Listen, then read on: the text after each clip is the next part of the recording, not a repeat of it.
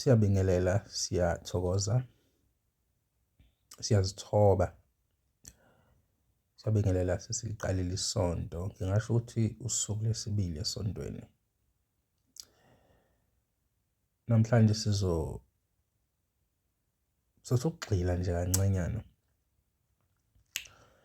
ngezigaba zomuntu onemimoya.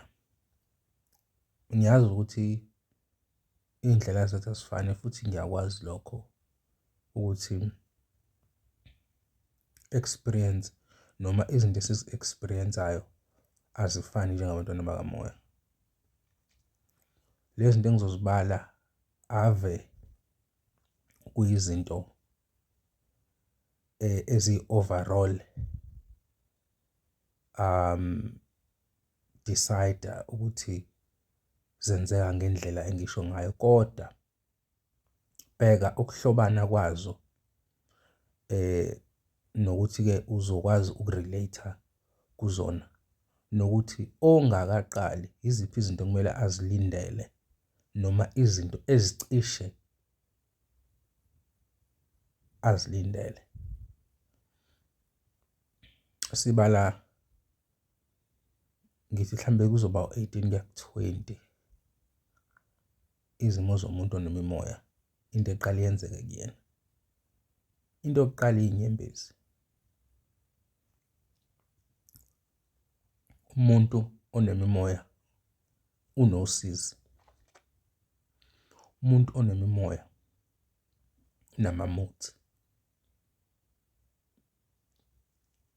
Ngathi ungavele usuke ukhihle isililo sikaNandi. Ama-stages okuqala lawa kumuntu onemimoya, especially kulaba bey'thunywa. Nalaba abanamathongo afuna ukuthi bazenzele bona izinto phecelezi self-initiate, ngoba sesiyazi ukuthi iqiniso aliseliningi. Amathongo akho ayakwazi ukuzivikela. Amathongo eqiniso athi cha, le ngane uzoyihambela le ndlela, yesobaletha abantu abazoyisiza kodwa izokwazi ukuzenzela into esiyifunayo. Lezi zinto-ke zigadla kakhulu labo bantu abanjalo. Emotions, tetema, khala, dinwa, ulaka, casuka. Uvele kwesinye isikhathi uthole ukuthi akwenzekanga lutho olubuhlungu, kodwa ngathi nje ungasikhihla esikaNandi. Kwesinye isikhathi uthole ukuthi ukhalisa izinto ey'ncane kuvele kubuye lonke usizi. Ingoba lolu sizi lalabantu laba abakuphethe abadlule kulona lonke lufike luthi mbe kuwena. Usizi lwabantu basemhlabeni ney'dalwa zasemhlabeni luthi mbe kuwena. Ngobani na? Uxhumene noma ukhethiwe ukuthi ungumxhumanisi okhethwa abanye abaxhumanisi abangabonwa ngamehlo abasemhlabeni wakamoya.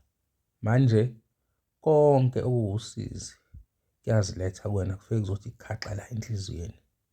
Ebese-ke kunyuka njalo kuye engqondweni. Ebese-ke engqondweni bese kuyakucindezela engathi ungasikhihla isililo, engathi ungazivalela usuke ebantwini. Abantu bangaze bathi, awu hayi cha, ave phakeme umntakabani, kanti cha akunjalo. Isimo sokuqala-ke leso somuntu onemimoya, ukutetema noma ama-emotions. Singene kwisimo sesibili lapho khona uthole ukuthi usuyazi ukuthi yini le kukhalisayo kinabantu abadala. Okay, usuyazi ukuthi awusangane ekhanda. Uyazi ukuthi ayikho into ekhululekisa umoya njenge-clarity, ukuthi noma ngabe awukokwazi ukuthi uzoyiqala kanjani lento, kodwa ukwazi kukodwa ukuthi oho, nayi into kanti iyawukhulula umoya, ikhulule ingqondo, i-clarity, ukuthola ukuthi nansi inkinga. Ngoba lapho usuyazi ukuthi okay, igxathu lesibili ozolithatha lizocishe liye ngakuphi. Clarity iyalandela. I-clarity ilethe ukukhululeka okwesikhashana. Kuba khona uvalo ngoba yona le ndlela akuyona indaba yokuganga. Akudlalwa la. Kubuhlungu ukuba nemimoya kuphinde kube mnandi futhi kuney'tages zakhona. Kodwa eyesibili clarity mase uyitholile nayi-ke ebaluleke kakhulu. Ukukhanyisa izibani ukuze ukwazi ukuthola iy'mpendulo zokuthi-ke manje ngenze njani njengoba sengitholile. Ngoba usuyazi ukuthi unemimoya, kodwa uthola ukuthi awazi ukuthi uyi-address-e kanjani. Nali-ke icebo kulaba abangazi, ushisa izibani. Yabo njengoba uzibona nje zikanje, azibe nje kanje lezi zibani, uzishise, uyakhuleka kuzona. Uthanda uyayishisa impepho, uthanda uyishisa impepho. Kuya ngomoya wakho ukuthi uthini nokuthi ukholela kuyiphi i-decision. Kodwa izibani noma abanye abantu bathi ukuphahla, abanye bathi ukuphehla. It really doesn't matter ukuthi how you call it, but lighting amakhandlela, isibani, it evokes i-fire element. Wona lo mlilo obukade ukucindezela. Emva kokuthi ukhanyisa ibani, ayikho into ebalulekile njengokuthi ugezwe noma uzigeze, ngoba manje usufike la ukuthi uyambulala lo muntu obuyena wakudala, usungena kwelinye igxathu, awukwazi ukungena nensila yakudala kule ndlela entsha. Njalo inyoka isikhathi nesikhathi uma ikhula iyabuza ishiye isikhumba esidala ngoba ngeke ikwazi ukuthi lesikhumba si-accommodate le mpilo entsha yayo yokukhula ukuthi isiqala ukuba yinde manje. Lesi sikhumba ngeke sikwazi ukuthi sifithe, sesiyangimpintsha. I need to get rid of it. Ukugeza mntakama, isempophomeni, isemfuleni. Self-initiate, geza. Geza. Hlambuluke, phalaze, chatha, uyageza ngoba fanele uqale kabusha impilo. Ngiyeke ngithi mina igxathu elilandela ukugeza, ngicela kuba amagobongo. Ngicela ukuthi ulifune igobongo. Uma ungazi ukuthi ilona liphi igobongo, usungaya kubantu abahlolayo. Uma uthanda uwathathe abe mabili kube elamanda kube lomndeni. Ngizokutshela ukuthi indaba ngithi mina igobongo alilandele inhlambuluko. Igobongo whether unesiphiwo noma unaso, linalento yokuthi likuxhumanise nabadala. Linale mithi exhumanisa nabadala ngendlela ejulile. Igobongo liyavula izinto ngoba umuntu onemimoya umuntu uthola ukuthi ukhule eney'nkinga, ethi uzama la kungalungi, athi uzama la kulunga kancane kubuye kuvaleka, uphila impilo yokuvaleka. So igobongo seliyavula ukuthi livele kubhodloke zizi izinto kuwena. Usudlile igobongo, usugezile walidla igobongo. Thola-ke phela manje na-ke amakhambi, amakhathakhatha. Okwenzani mntakamoya? Ukuthi uzilungiselele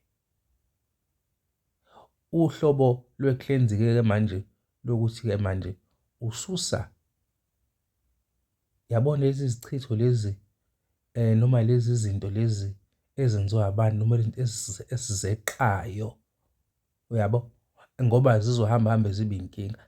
Kahle kahle la uyazisebenza lana mntakamoya wena self-initiate. Ngikhuluma from experience. Uyazi-clean. Into ezolandela lapho uzoyibona.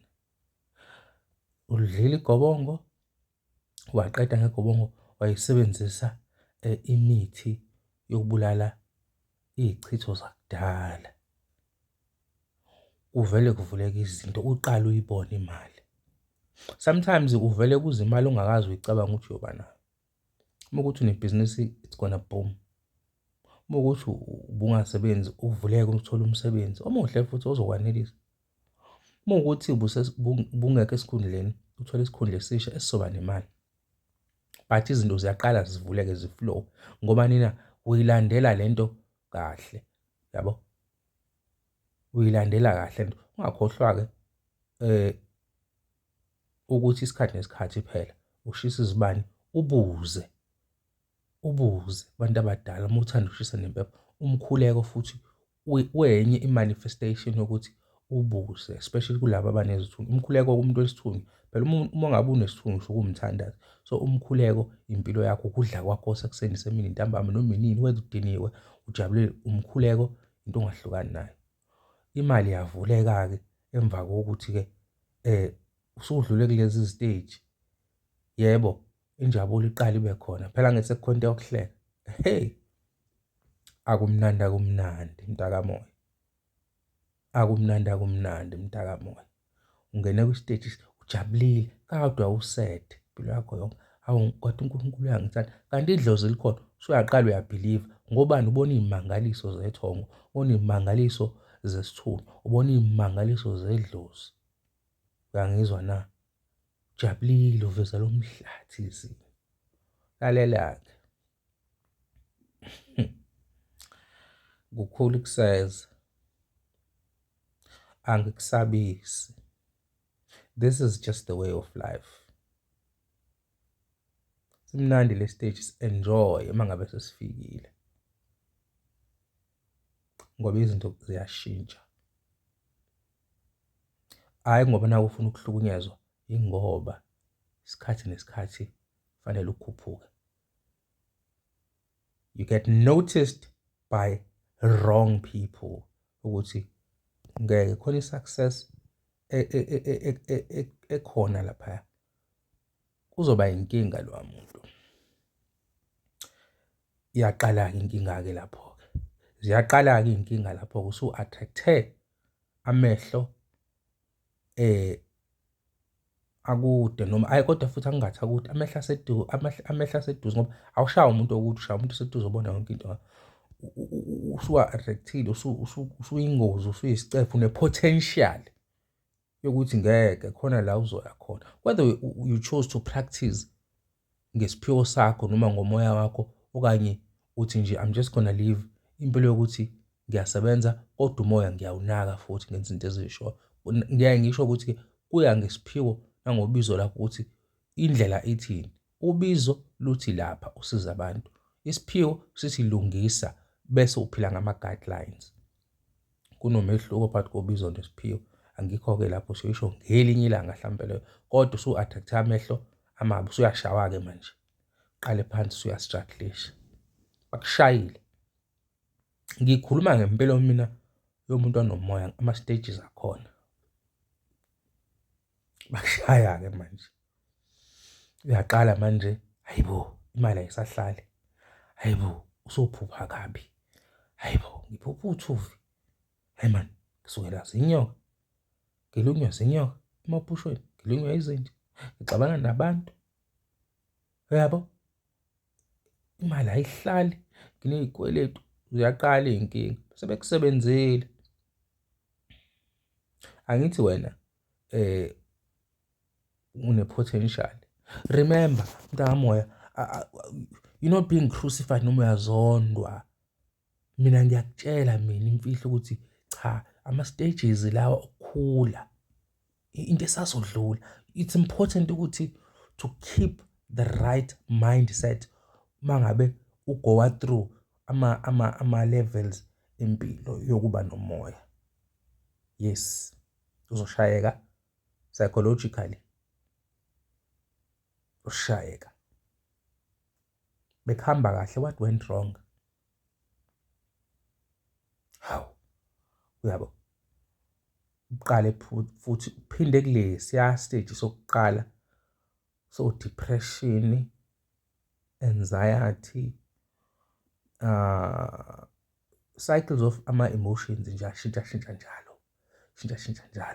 njalo, suicide thoughts, uyabo, uyabheda phela and usabathe uzama la uyalungisa kulunga, usabathe uzama la uyalungisa kulunga, uze ufike isiteji soku-give up. Abanye baze bathathe iy'nto zabo mhlawumbe namajazi asebewaphiwe sebethungise namajazi kulaba bobizwa Nabanye-ke kulaba abaney'phiwo kuthiwa nalo ujazi lakho lokukhuleka, ujazi lakho lwasemfuleni nezembatho, amabhayi, bafake emlilweni bashise. Yilana-ke suke sekufike le stage-ke uma usubona abantu sebeshisa iy'nto zabo noma sebezilahla sebethi hhayi ngiyayiyeka le nto.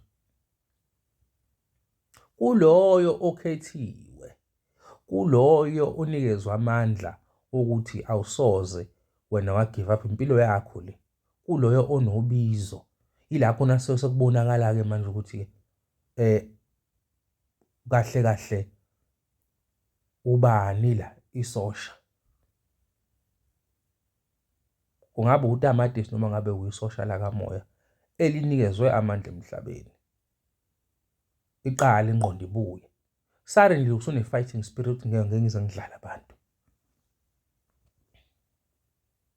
Kunento evele ifike kule stage, kunento evele ifike ithi hhayi siyalwa-ke manje. Siyalwa-ke manje la, kusadlala. Ngeke ngize ngidlale abantu, ngeke ngize ngidlale imimoya. You gather your strength, hlanganisa amandla akho. Phinde uqale futhi phansi uthi athi-ke ngithathe enye iroute-ke manje. And abantu abadala noma ngabe uvaliwe but isidalwa sakho sihlangene nabanye abantu abadala abangatheyimeki kalula, bayakwazi ukuthi bakusize ngey'ndlela ey'thile. Uyalwa, ulwe. Phinde uzizame futhi. Uhlangane nabantu abasha ababelaphi noma nabantu abazi izinto noma nabantu abazi abantu abazi izinto. Nizwane nalabo bantu ngemimoya. Bakusize labo bantu bathi hayi okuzame lokhu. Mekuhlulela lokhu awuphinde uzame lokhu. Ulwa nalezi zinto phela abakufake zona, nalezi zinto abay'faka emagcekeni. Uyalwa. Ziyofika iy'khathi la khona vele engazi ukuthi ufuna ukubuyela back kulesa stage se-depression. Kodwa futhi uphinde ukuphakamise le nto. Ithi siyalwa mntanami. Ngikhuluma ngey'teji njalo la zomuntu wamoya. Ngikhuluma ngey'teji la zomuntu wamoya. Ngoba le nto yokuba nomoya akuve kuwumdlalo. Le nto yokuba nomoya, hey, ngiyakutshela. Kunento eyenzakalayo in between ukulwa kwakho nemimoya emnyama noma nabathakathi. Suddenly ingqondo yakho ingena kwesinye istage sokukhula.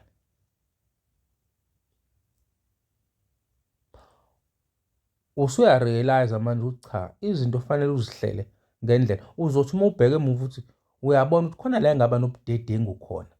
Yawo mase usukwenza i-self introspection, usuzibheka na usuzinuka amakhono. Yes, ngiyabona ngiyashawa lapha kodwa ake ngibheke nami. Nami laphayanga ngaba nobudedengu lapha nalapha nalapha nalapha. Right? Ube usuqala-ke manje umkhuba ukuthi izinto uzihlele. Ngikutshela ngama-stages omuntu wamoya nobuhlakani babantu abadala. Khona isikhathi esifikayo lapho khona usuthi ngiyazelapha manje. Hhayi ngemithi, hhayi ngeziwasho, ulapha ingqondo nenhliziyo ngoba khona i-self re-evaluation process whereby ama-trauma noma izinto ezenzeka kudala umntwana wamoya ezaba ama-trauma usuyaqala uyazi-addressa manjena. Wena usuwenze o-meditating, usuyameditate uthulisa ingqondo ngoba uma uyakuphelezela ukuthi hhayi, uyabo, awukuzamele, awazi na ukuthi ufika kanjani lapho kodwa uzithuke sewufika lapho. Uyazisiza, uyazilapha. Akuwena ofika nalowo ngqondo, yilabo abakhaliphile abaphezulu. Ngikutshela ngama-stages mina umntwana kamoya. Angisho ukuthi wonke ayafana kanje kodwa anamaphathini afanayo. Uyabona mase ukwazi ukuthulisa ingqondo nenhliziyo, mase ukwazi uku-accept izinto ongeke uze ukwazi ukuzishintsha. Mase ukwazi ukuzithatha uzibeke esimeni sokuthi uvibrate, ukhuphuke ngokukhalipha by doing izinto ezisimple like ukuthulisa ingqondo, ungastress ukuthi kuzokwenzakalani, kwenzakaleni, fanele uthi nje nya, kuba khona ukuthula empilweni yakho. Kuba khona ukuthula okukhona. Ungazi ukuthula lokuthi ungakuchaza kanjani, ngoba lokhu kuthula lokhu akubonwa umuntu oseceleni. It's something that you experience on your own. Into oyizwa wedwa, uwedwa ukuthi yazi kunokuthula khona. Yes, izinto azihambi kahle, but man kunalokuthula okukhona. Kunalokuthula enginakho. Iyaphi lento? Zazi ukuthi ungubani. Angikhulumi ngezibongo zakho ukuthi uyazazi uzala umabani nobani, owayezala umabani nobani. Ngikhuluma mina ngokuzazi ubuwena njengesidalwa sasemhlabeni nasemoyeni esikhethiwe. Siyakhixabezwa ngale mimoya eyinkinga kanje, ebuka sengathi izokuhlukumeza kanti izophilisa, ngoba kunabantu abangeke bakwazi ukuyimela le mimoya. Yingakho unikeziwe kuthiwa bamba la, uqeqesheka ngokugcwele ukuthi uzokwazi ukuthi uyimele le mimoya. Uzozazi, you know yourself ukuthi ungubani. Uyozazi la ngafanele uye khona, uzozazi lo funa. Usuphila impilo ukuthi awusa-impress umuntu, wenza into ngoba kufanele, engakufanele awuyenzi. Uma ungabuzwanga awukhulumi. Izinto ezingena progress, izinto engeze zikwenzele lutho, usuqala uyaqhela kuzona. Usungene kwistage sokuzazi ukuthi ungubani. Angisho-ke njalo ukuthi kulokukhula lokho engikubalayo, into ezizokwenzeka noma enzeka exactly, kuyenzeka ukuthi ube khona izinto ezikukhubayo ezenzeka uphinde emuva. Uqhubeke uhambe uqhubeke uphinde uthi ukuhlehla kancane, uzophila impilo yokukhubeka, kodwa phambili ila uyakhona. Uma kuwukuthi phambili ufike kwaba khona i-blockage, le blockage ithi ukuze ukwazi ukudlula la fanele uphinde emuva futhi uzophindiswa emuva.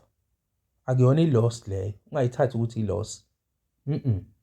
Khona la ugeje khona, khona into esafanele uyifunde, oyigejile ebalulekile, uphinde emuva, kodwa okusalayo lokuphinda kwakho emuva kusakuya phambili. Ngikhuluma ngey'gaba zomuntu onemimoya, noma iy'gaba efanele zenzeke ngohlobo lale ndlela engiyichaza ngakhona uma umuntu onemimoya, noma ngabe unomoya onjani. Doesn't matter, but uma umuntu nje wamathongo yethunya, nazi iy'teji, kuwukuthi sekuhluka iy'gaba ezenzeka ngazo ukuthi zenzeka kanjani, but i-pattern ithi zenzeka kanje. Isikhathi esiningi sikhuluma ngesiphiwo noma umoya o-natural, hhayi okhandiwe, umoya wemvelo, ukuthi uphiwe lo moya, awukhandwanga ngento ey'thile ukuthi ube khona. Akekho umuntu ohlanganise amakhuba noma izinto ey'thile ukuthi akhande kube ngazuthi unalo moya ube ungenawo, ngoba efuna ukuthi usondele ngakuyena, ebese eletha usizo. Ngaleyo ndlela uzinikeza umsebenzi khona uzokwazi ukuthi ukhokha bese yadla. Asikhulumi ngabantu abasebenzela isisu, asibajaji futhi. Umuntu wamoya akajaji mase ekhulile, uyabuka ufunde okay kunjeyana lapha, kulungile. Sikhuluma ngabantu bemimoya yangempela,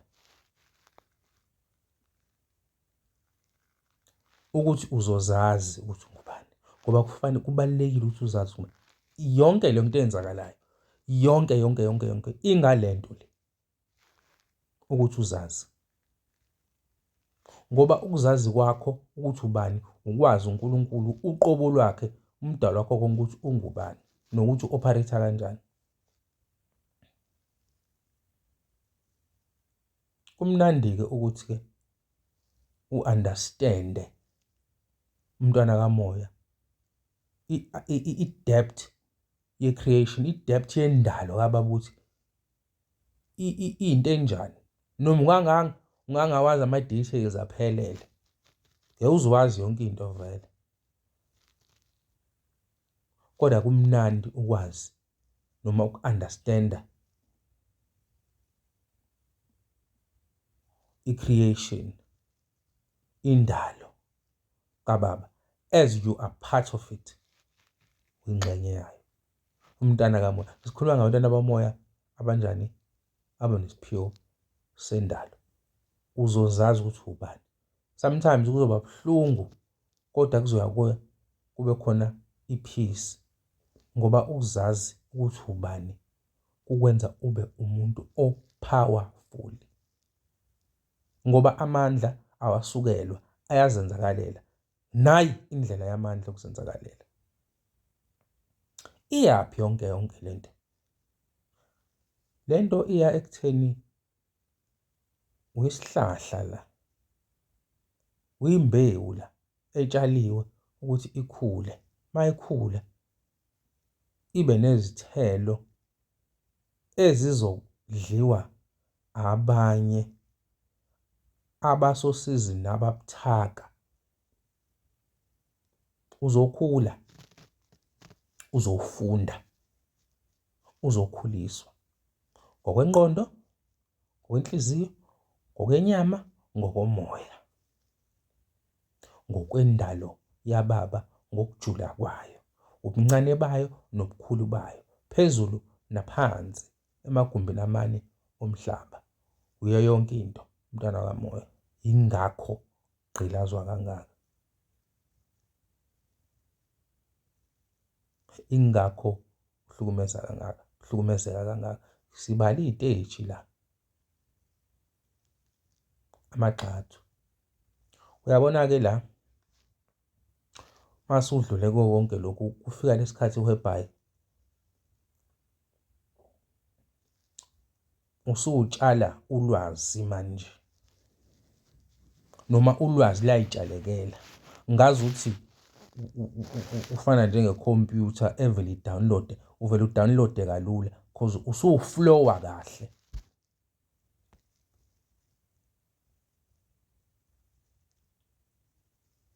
Uyangizwa? Yes, zikhona izinto ongakabi nazo, but le flow le yakho eseyinhle kangaka iyona eyenza ukuthi izinto ungazisukeli zizele ngaphandle kokusebenza kanzima, futhi zizofika.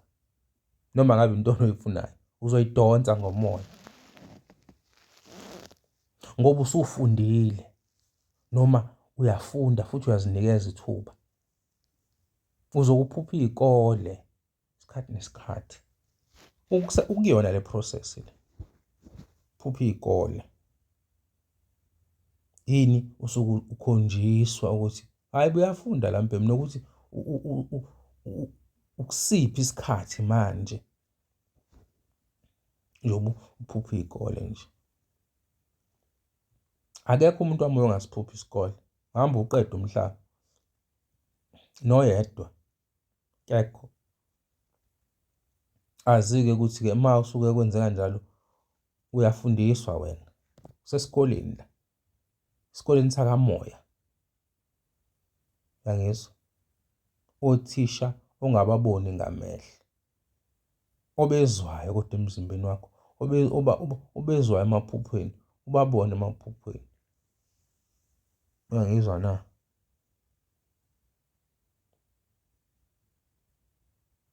Izikole uzozibona, and for as long usahlala ubona iy'kole, azi ukuthi akapheli ngawo. Noma ngabe usuyitshe to give up, unamanga, umoya lo uyazikhethela. Kuthi kusenjalo-ke unganake lutho, usaziphilela, usakule nto, kuvele kwenzeke ukuthi uhlangane nomuntu enizozwana naye ngokomoya. Kwenzeka kakhulu uma ngabe usudlulile kulezi ziteji lezi zale nhlupheko, kodwa mase ufika kakhulu kwisiteji lesi sokuthi-ke manje awusanake lutho kakhulu, awusaziforce izinto. Izinto zivele zenzakalele. Ungakhohlwa ukuthi phela imbewu yakho kufanele yenzeni isale la. Uzobe noma uzobe usuthuka sekwenzeka izinto. Ungasuke usushada, ungasuke usuba nomuntu mhlampe enizozwana naye, ube nobudlelwano obuhle. Noma ngabe ubani wakuphi. Kodwa lezi ziteji lezi ziyamthanda umuntu onomoya. Yes, ziyenzeka nabantu aba-regular, like regular people. But kumuntu onomoya sithanda ukuthi zenzeke zibe nesigqi. Asivale lapho, siyabonga, ngicela usubscribe. Thank you.